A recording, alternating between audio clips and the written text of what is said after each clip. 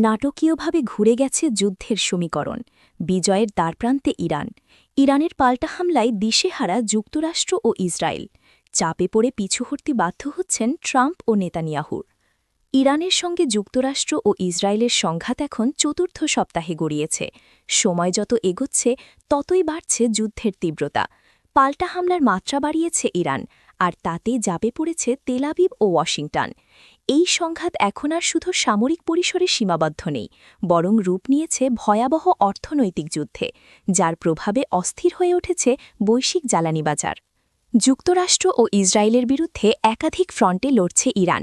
মধ্যপ্রাচ্যে থাকা মার্কিন ঘাঁটিগুলো সাম্প্রতিক দিনগুলোতে একের পর এক হামলার মুখে পড়েছে। পরিস্থিতি এমন পর্যায়ে পৌঁছেছে যে পিছু হটতে বাধ্য হয়েছে মার্কিন রণতরী জেরাল্ড আর ফোর্ড এবং আব্রাহাম লিঙ্কন।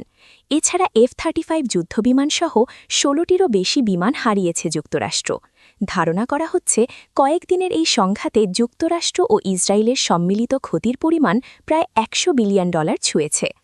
অন্যদিকে হরমুজ প্রণালী বন্ধ করে বিশ্ব জ্বালানি বাজারে বড় ধরনের অস্থিরতা তৈরি করেছে ইরান।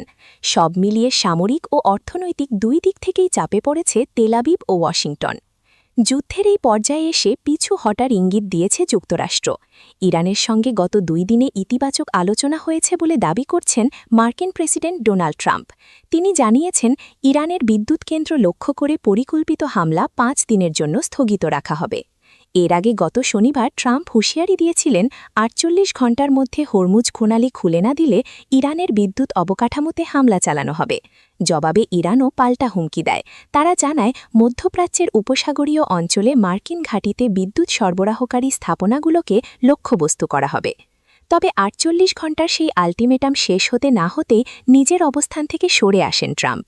২৩ মার্চ ট্রুথ সোশ্যালে দেওয়া এক পোস্টে তিনি বলেন, যুক্তরাষ্ট্র ও ইরানের মধ্যে আলোচনায় উল্লেখযোগ্য অগ্রগতি হয়েছে এবং মধ্যপ্রাচ্যের উত্তেজনা কমানোর সম্ভাবনা তৈরি হয়েছে।